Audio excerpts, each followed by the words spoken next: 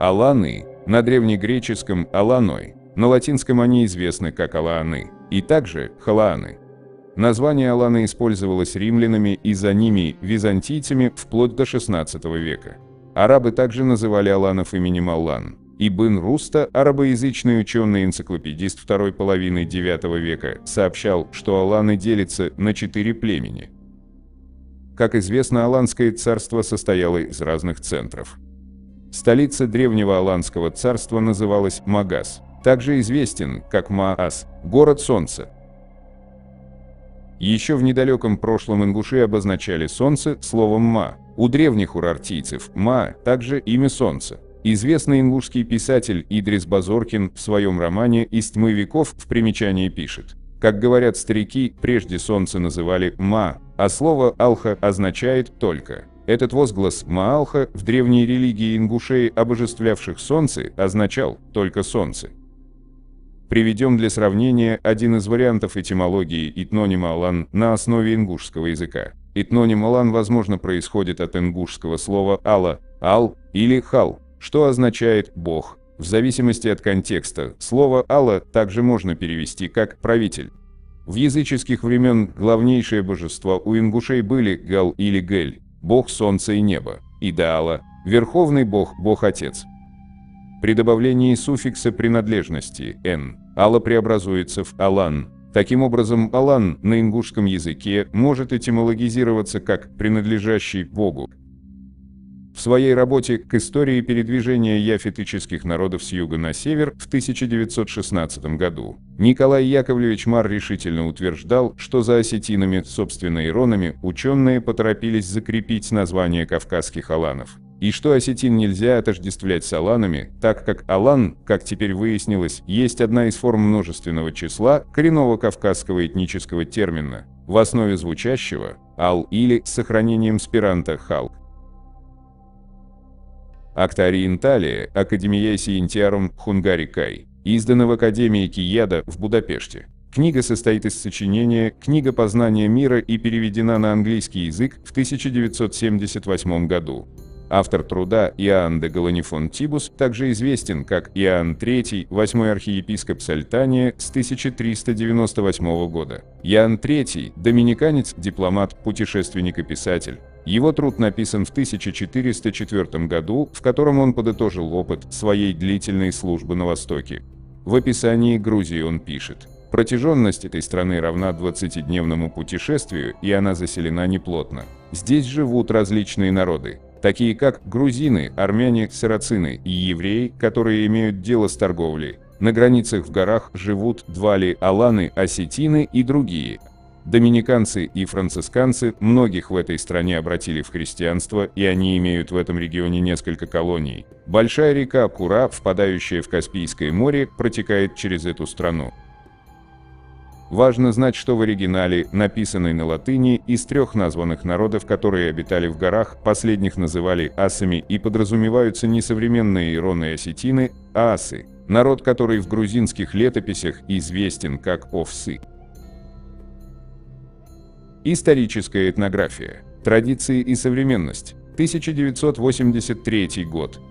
В предании постоянно подчеркивается святость Маго. Перечисленные атрибуты – змея, птичка, звезды, как тонко подметил Вениамин Павлович Кобычев, представляют героя как магоязычника, не христианина или представителя какой-либо другой мировой религии. Причину неоднократных перемещений героя-легенда объясняет тем, что Маго искал убежище для молитвы, спокойного места, где мог быть в единении с Богом. В конкретных условиях эпохи бегство аланского мага из расположенного на плоскости города в горы Ингушетии вполне объяснимо в X-XI веках. В Алании происходил интенсивный и далеко не безболезненный процесс христианизации, вынуждавший, естественно, ее противников искать убежище на стороне, в частности в горах Северного Кавказа, где сильны были языческие традиции.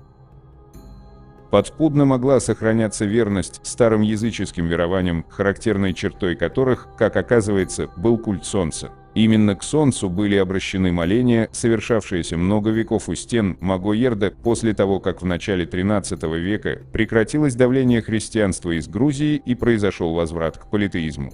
Празднества совершались здесь дважды в году, летом и зимой, и оба раза в дни солнцестояния. Во время зимних жертвоприношений старшие метали посохи, чтобы напугать зиму и вернуть лето и солнце. Тут уместно напомнить, что именно в мировоззрении Алан комплекс «Небо, солнце, огонь, свет» занимал центральное место. И что Аланы плоскостной зоны бассейна Терека, откуда и пришел Маго, особенно стойко держались исконных верований, нашедших отражение в разнообразных памятниках их культуры. Недаром армянский средневековый автор Фрик характеризовал Алан как почитателей солнца. Вера Ковалевская. «Кавказ и Аланы. Москва, 1984 год». Именно для того периода, когда аланы жили на обширных, но уже значительно более редко расположенных поселениях, мы имеем выразительные свидетельства Юлиана Доминиканца, прожившего у северокавказских алан 3 года в начале XIII века. Алания, где жители представляют смесь христиан и язычников. Здесь сколько местечек, столько князей, из которых никто не считает себя подчиненным другому. Здесь постоянная война князя с князем, местечко с местечком. Во время пахания все люди одного местечка, вооруженные, вместе направляются на поле, вместе косят. Среди укрепленных поселений алан исследователи выделяют 2 группы. К первой относятся так называемые каменные городища, расположенные в предгорьях и горных районах поселения с оборонительными стенами из камня. Их в настоящее время картографировано мною около 130. Ко второй, так называемые земляные городища на равнинах, представленные таким же количеством памятников с оборонительными сооружениями, включающими рвы и валы, при возведении которых использовались земля, глина и сырцовый кирпич. Изучая башенную архитектуру народов Северного Кавказа, кандидат архитектуры Аркадий Федорович Гольдштейн писал о том, что Ингушетия расположена в географическом центре ареала распространения гробниц с пирамидальным покрытием, таким же, как на башнях. Гольдштейн изучал архитектуру Северной Осетии, Ингушетии и Чечни и заметил, что не только в Осетии, но и в Чечне, в территории, прилегающей к Ингушетии, встречается форма боевой башни, которая, по всей видимости, возникла в Ингушетии. Также он сообщает, что имеются свидетельства о работе ингушских мастеров-строителей в Осетии, Северной Грузии и Чечне. Но нет данных о том, чтобы в Ингушетии строили приглашенные извне мастера.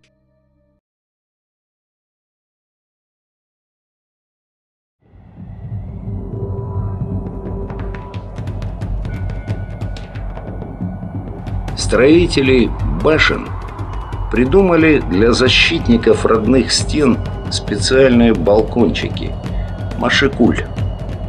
У них нет пола, но прикрытый каменной стенкой джигит сбрасывает смертоносные снаряды на захватчиков, не опасаясь стрел и пуль. Аналогов таких сооружений в мировой архитектуре просто нет.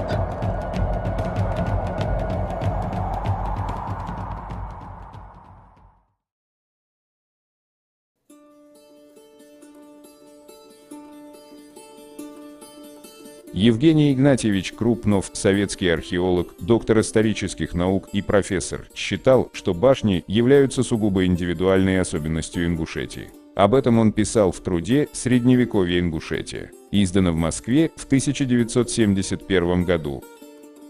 Факты из прошлой истории ингушских обществ можно относить ко времени 600-800 лет назад. В этой связи заслуживает внимания одно старое хивсурское предание, недавно приведенное Харадзе и Рабакидзе. В нем указывается, что в годы царствования Тамары глигвы, то есть ингуши, уже обитали в ингушских селениях Гаппи, Соли, Някыст, Кайрах и другие.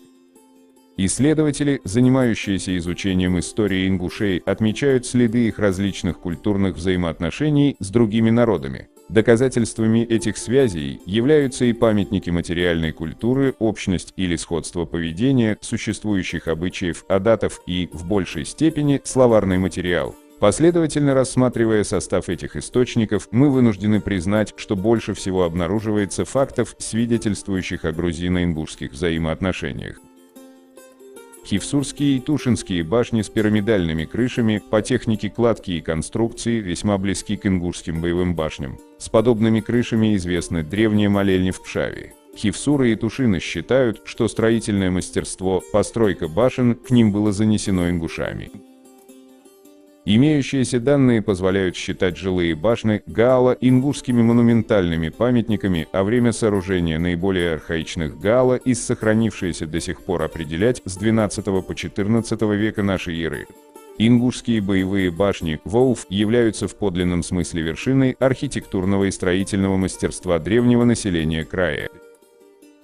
Ингушские башни для своего времени были подлинным чудом человеческого гения, как для нашего столетия новые шаги человека в небо. Особенно величественны с пирамидально-ступенчатой крышей, соотношением высоты и основания башни резко отличаются от других кавказских башен.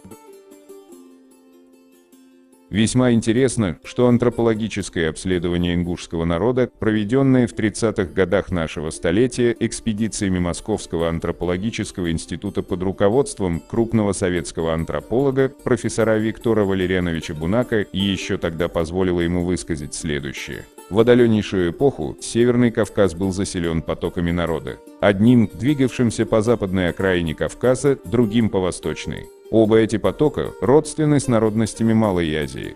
В центре Кавказа они встретились и образовали собственный своеобразный тип в разных видоизменениях, встречающийся к югу от главного Кавказского хребта, но в известной мере проникший на северные его склоны. Среди ингушей этот собственный кавказский тип сохранился более чем у кого-либо из других северокавказских народов. Позднее другой видный советский антрополог, профессор Георгий Францевич Тибец, признал, что кавказионский антропологический тип – самый кавказский из всех кавказских. Сэр Ричард Филлипс, английский учитель, автор и издатель. Описывая разные народы в труде 1826 года, географический взгляд на мир, охватывающий нравы, обычаи и стремления каждого народа, основан на лучших авторитетах, пишет следующее. Кисты или ингуши проживают у истоков Терека. Самая буйная раса на Кавказе. Считается, что они происходят от алан. Состоят они из 5 племен или диалектов. Следующие отрывки из книги «Новейшие географические и исторические известия о Кавказе. Собрание и пополнение Семеном Броневским». Часть 2. Москва, 1823 год. Кисты сами себя называют попеременно кисты, галга, ингуши, и одно название вместо другого употребляют. Кисты и наипаче ингуши образованием своего лица и языком отличны от прочих кавказских народов, но происхождение и история сего племени покрыты неизвестностью. Паллас, предполагая, что кисты могут быть потомки аланов, основывает свою догадку на следующем сходстве именований. Таврические аланы, по словарю, составленному из путешественных записок Ариана из Кимнуса Хиосского, город Феодосию называли Ардауда, что значит на аланском языке, равно как на кистинском, 7 богов, то есть Вар значит 7, а Дада значит отец или бог. По именам главных их деревень русские называют их зауровцы и джирахи, а вообще кистинцы, не смешивая их с ингушами. Но горские народы одинаким с ингушами именем называют их долгай. Обратим внимание на название одной из главных деревень ингушей – Заур.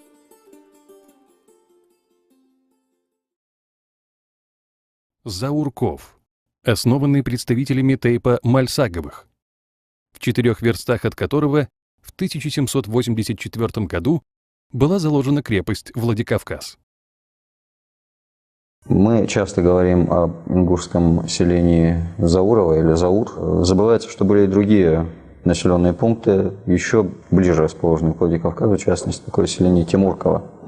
Оно находилось вообще в 2 верстах того места, где была заложена Владикавказская крепость. Оно так уж пошло в исторической традиции топонимики, что Заурово, оно стало таким вот исходным рубежом, отправной точкой, от которого позднее и в области истории, в области исторической топонимики ведут отсчет практически все историки Владикавказа. Русский историк и член Академии наук Петр Григорьевич Будков в труде «Три древние договора русов с норвежцами и шведами» из 2 книжки журнала Министерства внутренних дел, Санкт-Петербург, 1837 год, сообщает: При самом устье Терекского ущелья, в верстах в 6 выше крепости Владикавказской, существует ингушское селение Заур, занимающее такую местность, с которой видны окрестности на дальнее пространство. Селение это в древности имело соименный себе замок, и от него все протяжение пути, ведущего поперек Кавказа с севера на юг, называлось у армян Зура, у византийцев Сур, у арабских писателей Сюариак и Сауль. Птолемей поставил тут сарматский народ Суранны. Газета «Терские ведомости», 1911 год. Сегодня мы празднуем 50-летие города Владикавказа. Раньше, на том месте, где ныне расположен город Владикавказ, существовал ингушский аул Заур. Но в 1784 году, по распоряжению князя Потемкина, на месте, где существовал этот аул, для охранения военно-грузинской дороги, служившей единственным удобным путем для соединения с Закавказьем, была устроена крепость Владикавказ, а в 1785 году, по указу императрицы Екатерины II от 9 мая, в крепости была выстроена первая православная церковь. Как только была устроена эта крепость, часть осетинской народности спустилась с гор и поселилась у стен этой крепости под защитой местных войск. Собственно, Владикавказ, как населенное место этого имени, возник в 1784 году для соединения Кавказской линии с Грузией на берегу Терека около ингушского селения Заур. Отряд русских войск построил крепость, которая была названа Владикавказом и вооружена 12 пушками. Вокруг крепости вскоре поселились спустившиеся с гор осетины. Но через 4 года Владикавказ и другие укрепления, обеспечивавшиеся сообщение с Грузией, были оставлены русскими войсками, и поселившиеся в крепости осетины, теснимые кабардинцами, ушли обратно в свои горы. Кроме красоты вечной, красоты природы, там красота историческая. На этом месте в 1784 году стояла старая ингушская сторожевая башня Галуан, и у подножья ее внизу лежали селения Заур, Тоти и Тимурка. Башенное строительство на Северном Кавказе ученые полагают, зародилось еще в древности, связывая его с остатками мегалитических циклопических жилищ, согласно датировке ингушских исследователей, датируешься от 2 до 1000 лет до нашей эры, найденных на территории древнеингушских селений Таргим, Хамхи, Игикал, Дош-Хакле, Карт и другие. В Средневековье наступает период возрождения башенной культуры Северного Кавказа, феномен которой, как считают исследователи, ярче всего проявился в горах Ингушетии, получившей наименование «Страны башен». Этноним Галгай чаще всего связывается с термином «гаала», что означает «башня» или «крепость». Аланская история, алано-китайские связи вызывают все больше интерес китайских историков. Профессор Сюй Вэнькань – признанный специалист по истории и культуре древних народов Центральной Азии. В книге «Династии поздняя Хань» есть упоминание о башнях. Там приводится обзор народов Жань-Мань-И, что совпадает с нынешней Тянско-Тибетской областью Аба.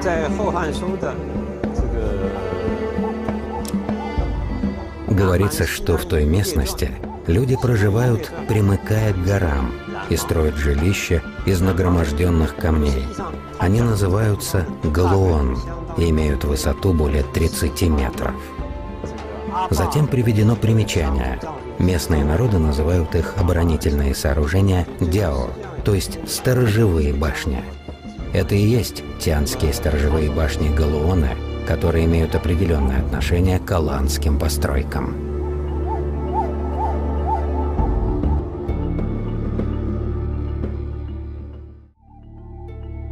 Есть ли историческая и культурная связь между традиционной архитектурой Центрального Кавказа и тянскими башнями Горного Китая?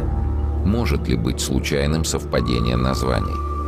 Китайская башня называется на тянском языке галуон. По-алански галуан – это замок, состоящий из башни с примыкающими к ней оборонительными и жилыми сооружениями. Изучение этой удивительной близости только начинается.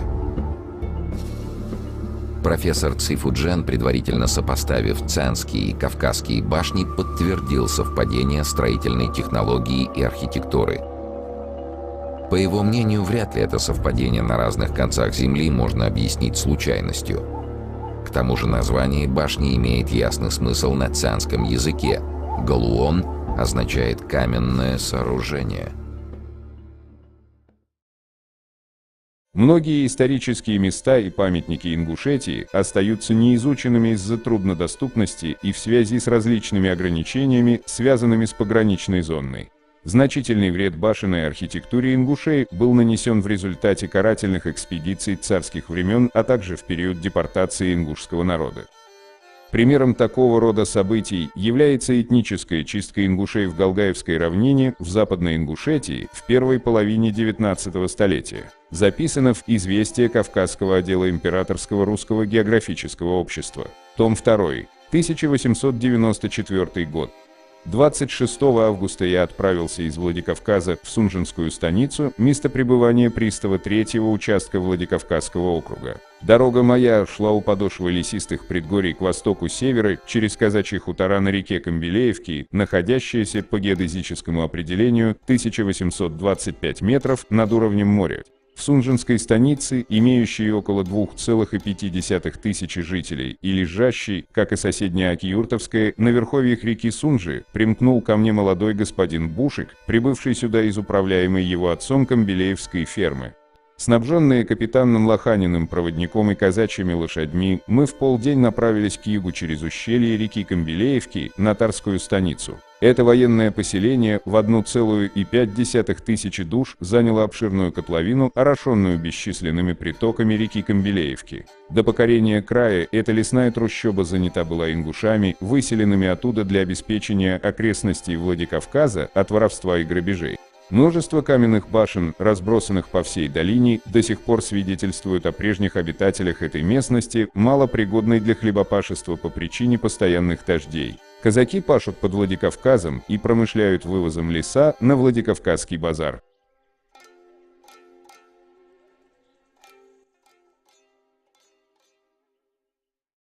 С 1832 по 1844 годы барон Федор Федорович Тарнау служил на Кавказе. Он участвовал в походах и сражениях на территории Ингушетии и Чечни, но большую часть времени службы на Кавказе Тарнау провел на северо-западном Кавказе, в Абхазии и в Причерноморской Черкесии. Молодой офицер Тарнау участвует в походе русского войска в Горную Ингушетию под командованием главнокомандующего русскими войсками на Кавказе барона Григория Розина. Подробное описание похода против ингушей в 1832 году было включено Тарнау в свои воспоминания о Кавказе и Грузии, опубликованные в 1869 году. Приводится отрывок из журнала «Русский вестник». В довершение своей измены они убили пристава, поставленного над ними от нашего правительства, и 2 русских священников-миссионеров и стали спускаться для грабежа на военно-грузинскую дорогу.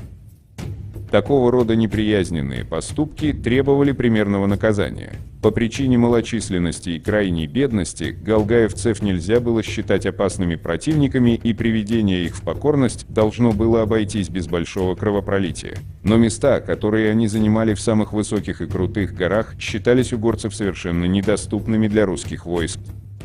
Упираясь на это убеждение, галгаевцы дерзко отвергали все предложения покориться добровольно и выдать головой разбойников, убивших пристава и священников. Необходимость уничтожить веру горцев в силу их притонов и доказать им примером, что для русского войска нет неприступных мест и непроходимых дорог, была очевидна.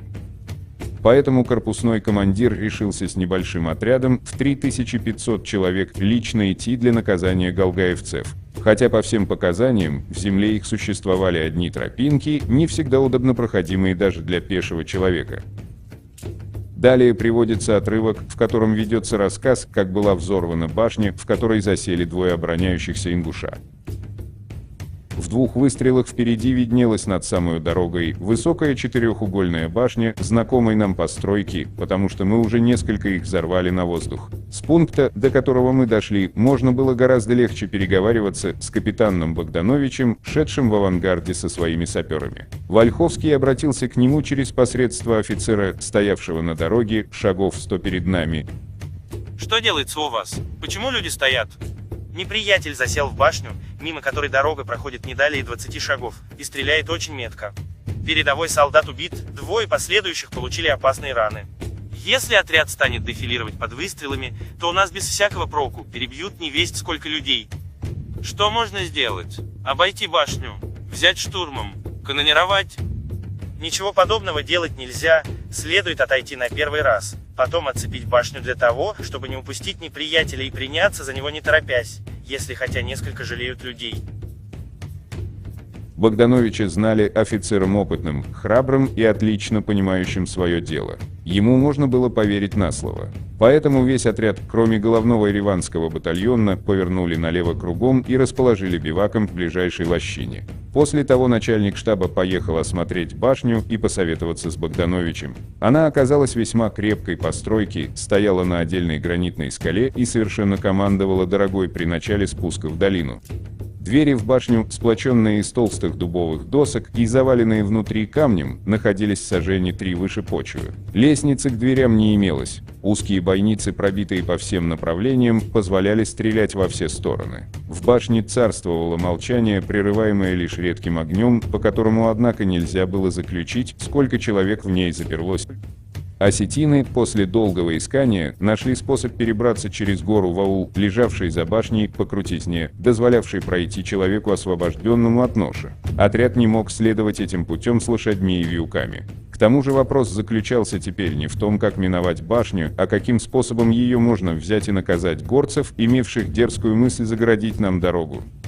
Прежде всего окружили башню, переправив через гору 2 роты ереванцев путем, найденным осетинами. Стрелковую цепь уложили за камнями и в ближайших саклях, проделав бойницы к стороне неприятеля. Из башни, невзирая на дальнее расстояние, стреляли так метко, что солдат не смел показать ни головы, ни руки, ни клочка своей шинели, без страху тотчас быть пронизанным пулей. Потом сделали попытку разбить двери артиллерии, но скоро пришли к убеждению, что против них наши 3-фунтовые гранаты совершенно бессильны. Остался последний и самый верный способ – взорвать башню на воздух, но и тут встретилось сильное затруднение. Скала, на которой стояла башня, не позволяла ни провести минной галереи, ни заложить колодца. Пробивать гранит у нас не доставало инструмента и времени. Чтобы не терять людей без проку, представлялось одно средство – провести блиндированный ход к основанию башни, пробить стену и заложить мину в погребе. Лес, потребный для крытого хода, отыскали в ауле, на веревках перетащили через гору и принялись за работу. На 3-е сутки 5 пудов пороху, заколоченного в крепкий, железом окованный ящик, лежали в погребе, несмотря на все усилия неприятеля остановить работу. Он пробил даже свод погреба и стрелял в сапер, работавших в нем над закладкой мины. Несколько раз предлагали осажденным сдаться, но каждый раз они отвергали наше предложение. Когда все было приготовлено ко взрыву, добрый, человеколюбивый барон Григорий Владимирович еще раз послал сказать галгаевцам, чтобы пожалели себя, и в случае сдачи обещал им жизнь и даже размен. Они согласились наконец выйти из башни, попросив 2 часа сроку на очистку двери от камней, которыми был завален выход. В назначенное время весь штаб съехался к башне. Одна рота стала в ружье для приема пленных. Двери распахнулись, сперва вылетели с полдюжины ружей, потом спустились по веревке 2 оборванные, грязные галгаевцы, которые, скрестив руки на груди и глядя на нас из-под лобья, ждали своей участи. Где же остальные? А чего они не выходят? Спросили у них через переводчика. Нас только и было. Через 10 минут в нашем виду из-под башни поднялся высокий столб дыма, раздался глухой гул. Масса камней с треском рухнулась на землю, и когда ветер разнес густую пыль, на месте ее оставалась одна груда старых развалин. Подобную оборону можно было встретить у одних галгаевцев, в первый раз видевших в своей земле русские войска и незнакомых еще со всеми способами разрушения, которыми обладает европейское военное искусство. Посреди карабинер шли 2 пленные защитника Цоринской башни, одетые в лохмотья и покрытые дырявыми, поношенными бурками. Их вели солдаты на длинных веревках, с туго за спину связанными руками. Поравнявшись с Григорием Владимировичем, в котором они еще накануне имели случай узнать главного начальника, галгаевцы принялись знаками и голосом о чем-то молить. Жалобные лица их растрогали барона. О чем просят бедняги? Жалуются на холод. Руки связаны так крепко, что они не в состоянии придерживать бурки. Просят, чтобы веревку ослабили. Распустить веревки. Опасно. Пожалуй, убегут. Барон оглянулся, как бы отыскивая глазами нечеловеколюбивого критика своих распоряжений. Бегут из середины батальона? Как? Куда? Чистые пустяки. И повторил приказание. Пленным ослабили веревку до такой степени, что им можно было, скрестив руки на груди, закутаться в свои бурки. По окончании операции батальон пошел своей дорогой. Час спустя у ереванцев поднялась сильная суматоха. Офицеры засуетились, горно протрубили налево и прямо вперед. Солдаты ощупью стали спускаться под гору, ничего не видя перед собой, кроме густого тумана, в котором глухо звучали клики. Нет, не сюда, иди правей, иди левей, тут круч. Гляди, оборвешься. Долго мы не могли добраться толку, для чего это делается, наконец загадка объяснилась. Галгавец пропал, и вместе с ним исчез карабинер. Проходя над крутым обрывом, он неожиданно бросился с горы и увлек за собой унтер-офицера, неосторожно обвязавшего конец веревки, которую были спутаны его руки, вокруг своего пояса, что и послужило к его гибели. Дело произошло в виду ближайших солдат так быстро, что они не успели помочь своему товарищу.